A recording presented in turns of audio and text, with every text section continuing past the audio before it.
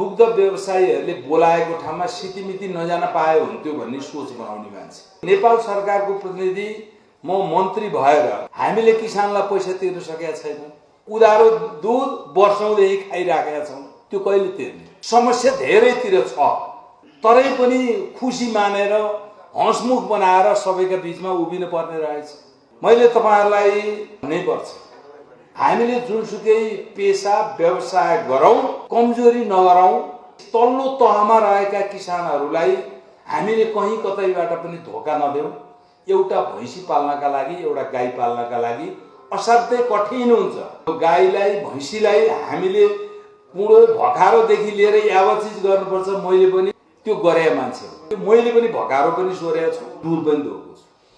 सधैँ त्यो पेसा गरे भए यहाँ आइपुग्नु सक्दैन थिएँ। कहिलेकाहीँ आकल झुकल गरिएको छ, असाध्यै कठिन हुन्छ। त्यस कारणले हामीले तल्लो तहमा रहेका मान्छेहरूलाई धोका कहीँ पनि नदेऊ।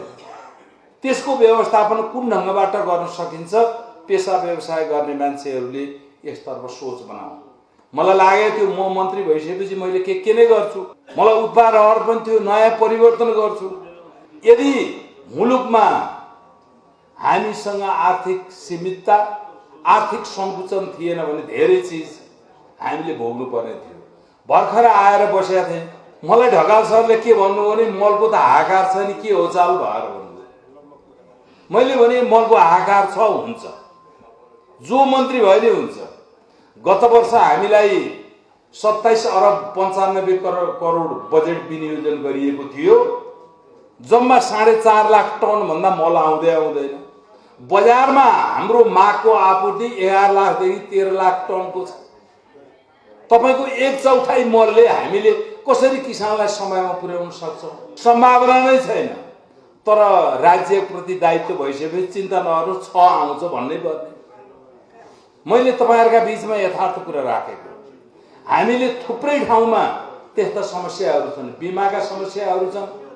कृषि क्षेत्रमा संलग्न भएका नेपाल विद्युत प्राधिकरण र मन्त्रालयको बीचको चिस्यान केन्द्र लगायत थुप्रै चिजको हामीले पैसा बगौताहरू तिर्न बाँकी छ, असजिला छन्, काम गर्न सकिएको छैन। मेरो मन नभएर आयो, कति कराउँ? हामीले तल्लो तहमा बसेका मान्छेलाई कुन ढङ्गबाट सुविधा दिलाउन सकिन्छ? हामीले भन्छौँ आयात प्रतिस्थापन गर्ने इच्छा छ, नेपालीहरू आफ्नै खुट्टामा उभिन सकुन्, हामीले कहीँबाट पनि आयात ल्याउन नपरोस्, आयातित वस्तुलाई हामीले उपभोग हाम्रो भान्सामा नपुगोस् भन्ने सोच बनाएका छौँ।